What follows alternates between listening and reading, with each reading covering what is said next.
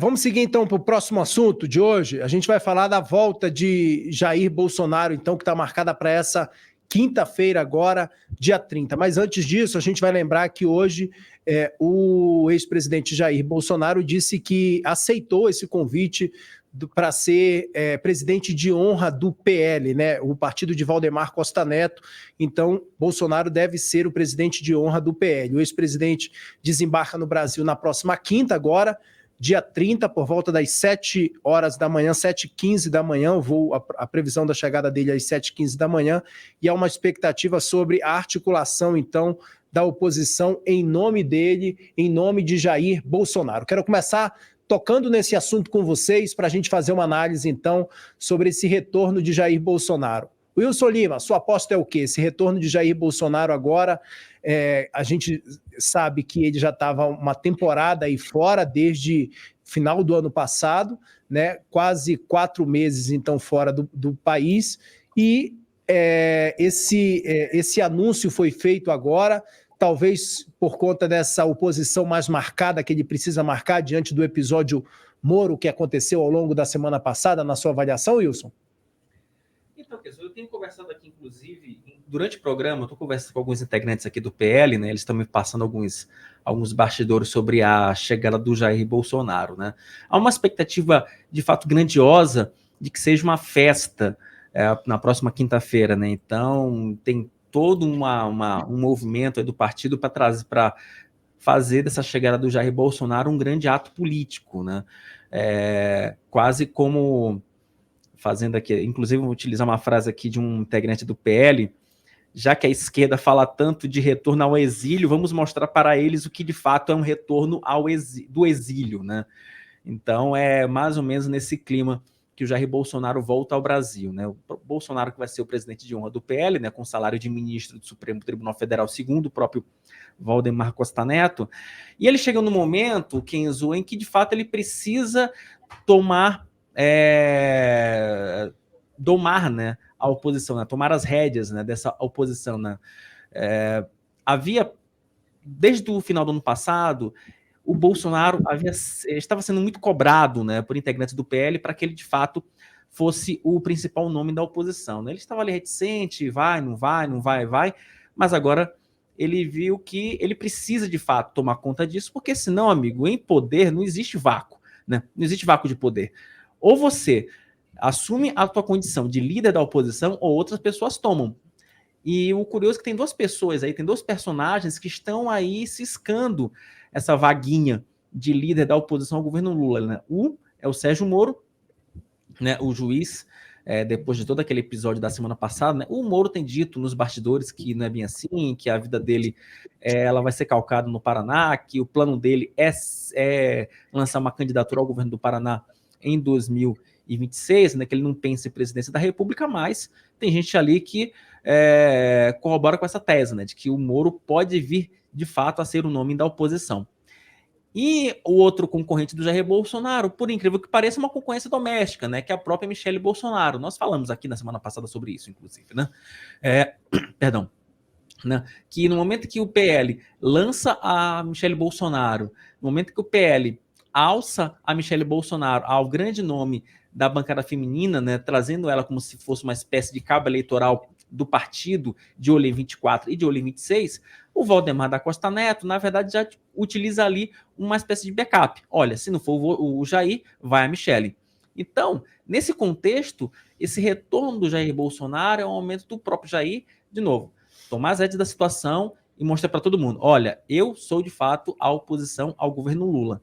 E vamos combinar, Kenzo, não tá difícil de fazer oposição ao governo Lula não, viu? Pois é, né? A gente viu isso ao longo da semana passada, Lula derrapando várias vezes num simples episódio ali, em uma entrevista, que foi uma semana muito tumultuada ali para a assessoria de comunicação do presidente Lula.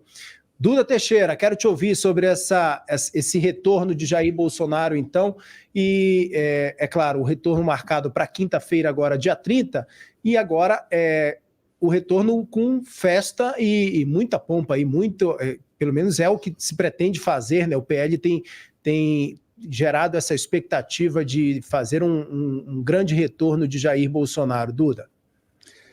O PL tem essa expectativa e o Bolsonaro consegue fazer isso porque, como o Wilson colocou, o governo está muito ruim, né? Agora, eu acho que tem uma estratégia aí do Bolsonaro que é realmente voltar nos braços do povo, como um político populista. Então, vai ser muito fácil para ele organizar uma carreata, uma motociata e gerar uma comoção muito forte. Pode ser uma estratégia para tentar se esquivar ou se proteger da justiça, né? Principalmente do Tribunal Superior Eleitoral, que está julgando várias ações contra ele e pode torná-lo inelegível. Seria mais ou menos o que o Lula fez em 2018. Vamos lembrar que o Lula, quando estava com esse medo de ser preso, quando teve aquela condução coercitiva do Lula, ele, como populista, foi lá e se jogou nos braços do povo, foi para o sindicato e fez toda aquela farra na esperança de que a justiça não fosse pegar ele, até que a justiça foi lá e pegou. Graeb, quero sua avaliação sobre esse retorno de Jair Bolsonaro marcado para quinta-feira. Bom, tem o Bolsonaro e tem o bolsonarismo, né? O futuro político do Bolsonaro está condicionado por esses fatores aí que o Duda acabou de mencionar, né? Os processos que tem contra ele na justiça. Tem processos que podem impedi-lo de se candidatar, podem tornar o Bolsonaro inelegível, e tem processos que podem até levar o Bolsonaro para a cadeia. Hoje em dia, pelo que a gente ouve, né, de juízes, inclusive Supremo, né, os casos que poderiam levar o Bolsonaro para a cadeia não estão absolutamente bem configurados, assim, né, do ponto de vista técnico. Muito mais fácil você prever uma inelegibilidade para o Bolsonaro, né? Então, quer dizer, pode ser que o Bolsonaro deixe de ser uma carta no baralho das próximas eleições, das eleições de 2026.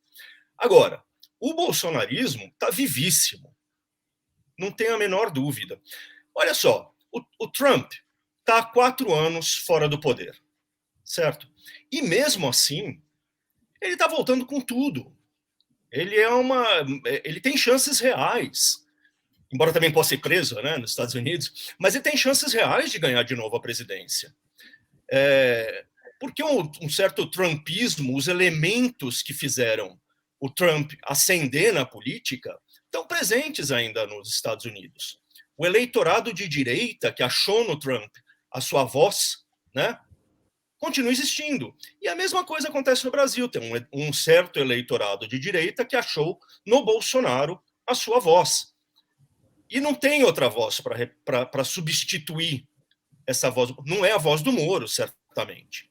Da Michelle, talvez. Tem muito mais elementos próximos aí, né, do que esse eleitorado deseja, o discurso da família, o discurso da tradição, né, do que aquilo que o Moro apresenta. Mas, enfim, eu não vejo no horizonte alguém que substitua esse papel de porta-voz de uma fatia do eleitorado brasileiro que, sei lá, vamos mensurar em algo entre 20% e 30%, talvez, segundo as pesquisas, né? Aquele eleitorado que é bolsonarista de verdade. Não estou falando todos aqueles que votaram para o Bolsonaro nas últimas eleições. Porque assim como aconteceu com o Lula, nem todo mundo que votou no Lula é lulista. Tem muita gente que votou no Lula porque não queria o Bolsonaro e vice-versa, né? Teve muito voto não nas últimas eleições.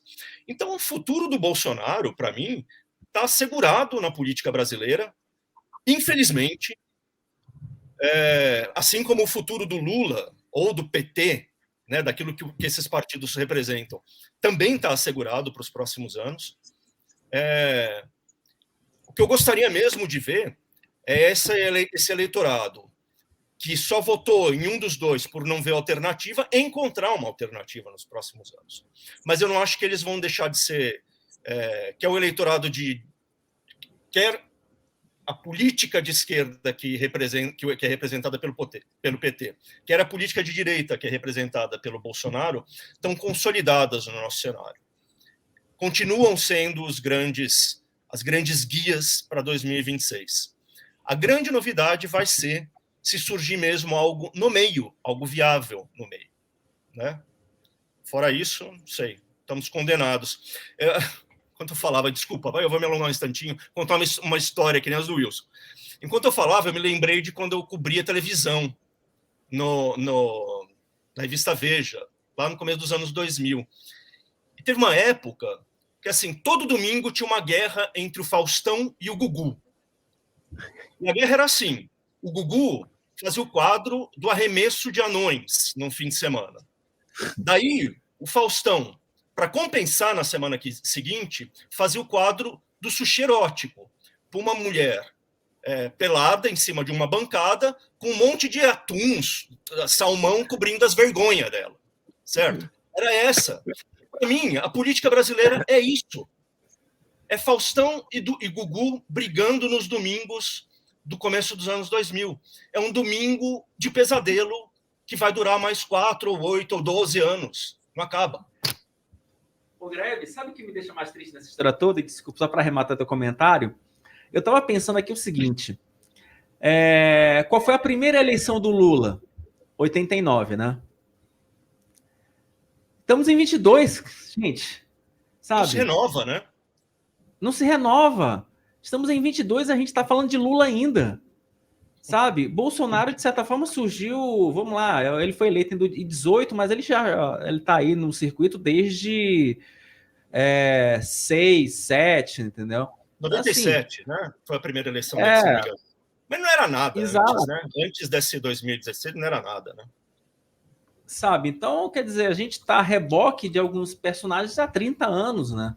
Quer dizer, é difícil, né? Enquanto a gente não conseguir quebrar esse ciclo, gente, vai ser esse domingo, né? Vai ser essa guerra de audiência, né? Domingão Mamonas que é mais melancólico, né? Exatamente, né? Vai ser Mamonas Assassinas num canal e Mamonas Assassinas no outro canal. Vai ser isso, gente. Fato é que a polarização... Desculpa, Greg. Pois não, Duda, pode arrematar, Duda? A minha esperança aí é que o Brasil, em algum momento, tome o caminho da Argentina. A Argentina, esse ano, pode ter uma eleição que não vai ser entre o arremesso de anões nem o sushi erótico, né? É uma eleição que está indo mais para o centro, com a desistência aí da Cristina Kirchner e também do Maurício Macri. Estão surgindo outros nomes. Então, aparentemente, a menos que a Cristina Kirchner mude de ideia, a gente vai ter uma renovação na Argentina mais para o centro, para que o Brasil também tome esse rumo em algum momento aí. Pois é, vamos aguardar, né? Até porque, assim, a gente ainda tem muita água que vai passar ao longo debaixo dessa ponte até 2026, mas a gente sabe que o retorno de Jair Bolsonaro movimenta bastante, sim, pelo político que ele se tornou, né, e pela força que ele ganhou dentro do país. Isso é inegável, não tem como as pessoas, independente da sua opção política, não tem como você questionar isso, né, da força política de Jair Bolsonaro, que ele retorna, então, agora na quinta-feira, dia 30, e a equipe de segurança, né, a segurança pública do Distrito Federal deve montar um forte esquema de segurança.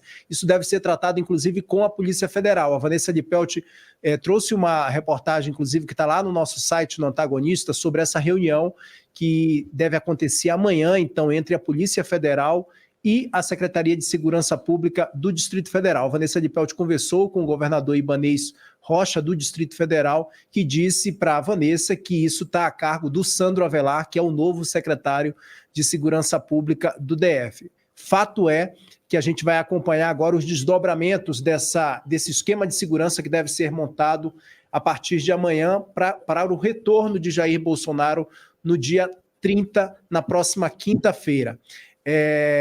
Wilson, quero começar contigo mais uma vez, Wilson.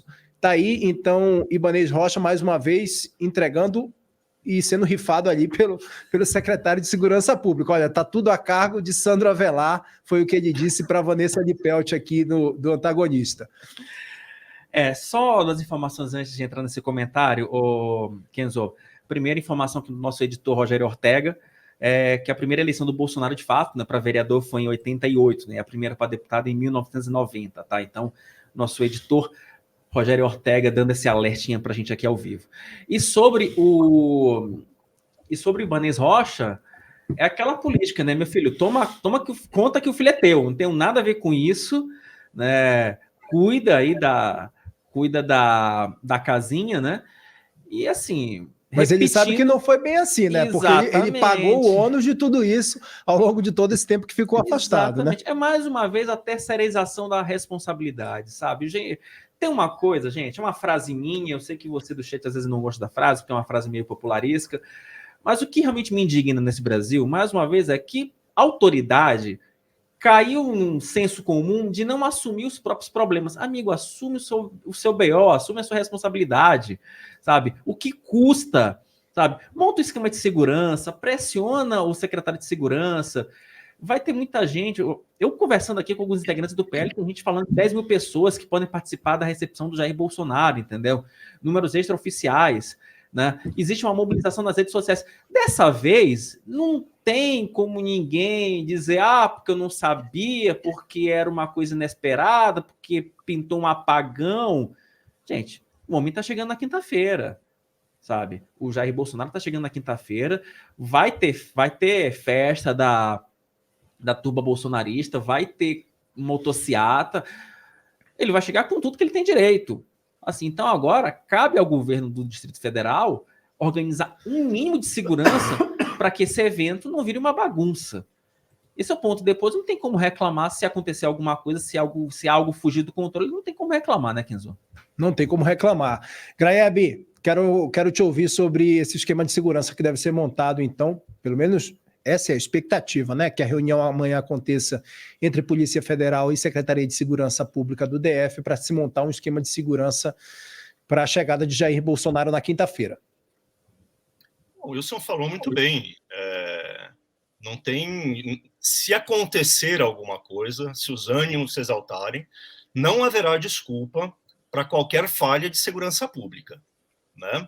Porque está tudo avisado. E se você entrar nas redes sociais hoje, no Twitter, você vê. Se você olhar o noticiário, você vê. Imagina, então, o que está acontecendo nos grupos de WhatsApp, que são, de Telegram, que são usados pelos bolsonaristas mesmo. Né? Deve estar pegando fogo aquele negócio. Então, não haverá justificativa nenhuma caso algo saia do controle. Então, Ibanez, se liga. Duda Teixeira, quero te ouvir sobre esse retorno, então, e esse esquema de segurança agora, né, sendo montado para o retorno de Jair Bolsonaro. Duda. Acho que deve ser difícil para o governo montar um super esquema de segurança, porque é meio que dar o braço a torcer, né? É você admitir que o seu rival político é muito popular. Mas goste ou não do Bolsonaro, ele é muito popular, vai ter muita gente, e eu tenho uma sugestão de frase para o Bolsonaro falar aqui ao chegar no Brasil. Eu não sou um ser humano, eu sou uma ideia. Já ouvi isso em algum lugar, hein? De onde foi mesmo, meu?